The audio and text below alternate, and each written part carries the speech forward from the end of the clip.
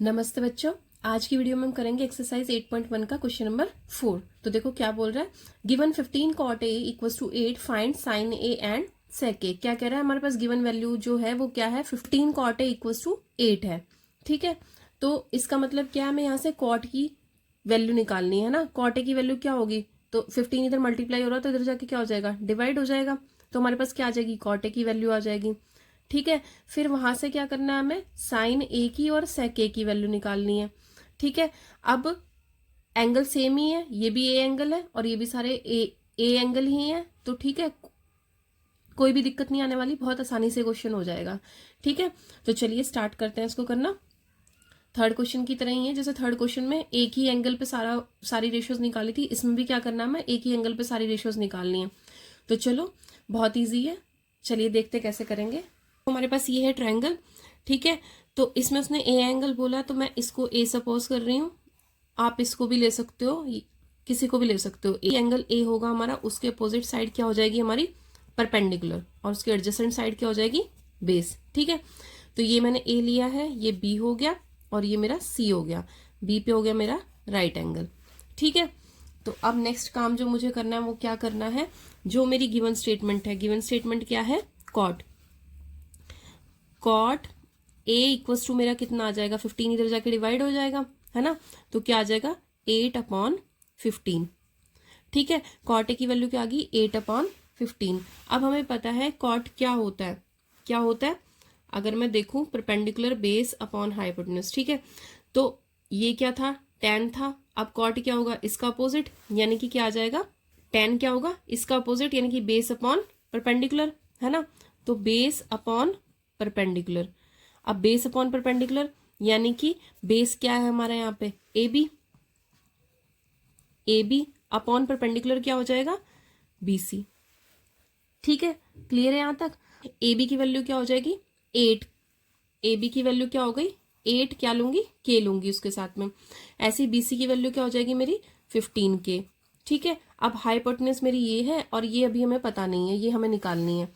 ठीक है, let a b equals to 8 के and b c equals to कितना आ गया, 15 के। ठीक है, where k is a positive number, where k is a positive number. ठीक है, क्लियर है यहाँ तक। अब क्या करेंगे, हमारे पास दो साइड्स आ गई हैं, तीसरी साइड निकाल लेंगे, किससे, बाय पाइथागोरस थ्योरम से। तो by Pythagoras theorem, by Pythagoras theorem हमारे पास हाइपोटेन्यूज क्या होगी, परपेंडिकुलर और बेस का स्क्वायर, है ना। हमारी हाइपोटेन्यूज क्या होगी, परपेंडिकुलर का स्क्वायर प्लस बेस का स्क्वायर। तो क्या हो जाएगी, परपेंडिकुलर का स्क्वायर यानी कि बीसी का स्क्वायर प्लस बेस का स्क्वायर यानी कि ए बी का स्क्वायर। ठीक है, तो बीसी की वैल्यू क्या आई हमारे पास, 15 के का स्क्वायर, और ए बी की वैल्यू क्या आई, 8 के का स्क्वायर। ठीक है, अब यहां से 15 क्या हो जाएगा, 15 इंटू 15 225, 225 के स्क्वायर, और 8 8 जा क्या होता है, 64 के स्क्वायर, 289 के स्क्वायर। 289 के फैक्टर क्या होते हैं, 17 इंटू 17, और साथ में क्या आ गया, के स्क्वायर। अब ये भी एक पेयर फॉर्म हो गया और ये भी पेयर फॉर्म हो गया, तो क्या आ गया हमारे पास, 17 के। तो ए सी की वैल्यू क्या आ गई हमारे पास, 17 के। ठीक है, अब सारी ट्रिग्नोमेट्री रेशियोज हमें एक ही एंगल पे निकालनी है। तो देखो ए बी इक्वल्स टू क्या है हमारा, 8 के, क्या है ए बी, बेस है। ठीक है, फिर बी सी कितना है, 15 के। अब बी सी क्या है हमारा, परपेंडिकुलर है। ठीक है, तीसरी चीज ये क्या है हमारा, हाइपोटेन्यूज है, ए सी इक्वल्स टू 17 के। साइन ए फाइंड आउट करना है, उसी एंगल के लिए तो सारे यही परपेंडिकुलर बेस और हाइपोटेन्यूज रहेंगे। तो साइन ए के लिए पी बी एच में अगर हम देखें तो साइन क्या होता है, ये होता है। ठीक है, यानी कि पी अपॉन एच। तो पी क्या है हमारा, पी क्या हमारा, बी सी है। ठीक है, और एच क्या है हमारा, ए सी है। तो बी सी कितना आया, 15 के, और एच कितना आया, 17 के से के कैंसल आउट हुआ, और 15/17 क्या हो गया हमारा आंसर। ठीक है, 15/17 क्या हो गया हमारा आंसर। अब दूसरी वैल्यू क्या निकालने के लिए बोली है उसने, सेक ए। ठीक है, अब देखो एक चीज, हमने साइन कॉस और टेन के लिए तो ये किया था। अब जब सेक की बात आएगी, तो हम क्या करेंगे, देखो बहुत इजी है। नहीं तो पहले कॉस निकालो, या तो पहले कॉस निकालो फिर उसका रेसिप्रोकल ले लो तो सेक हो जाएगा, ठीक है। नहीं तो वो नहीं निकालना है तो देखो अब एच को ऊपर लिखेंगे, पी नीचे और बी यहाँ पे। हमें पता था पहला वाला राउंड किसका था, साइन का था, ये साइन का था, तो साइन का अपोजिट ये आ जाएगा, ठीक है। और ये क्या था हमारा, कॉस का था, तो कॉस का अपोजिट क्या आएगा, ये आएगा, ठीक है। अब देखो क्या आया हमारे पास, सेक आया। सेक में क्या आया, एस आया है। एस किसका अपोजिट होता है, सी का अपोजिट होता है।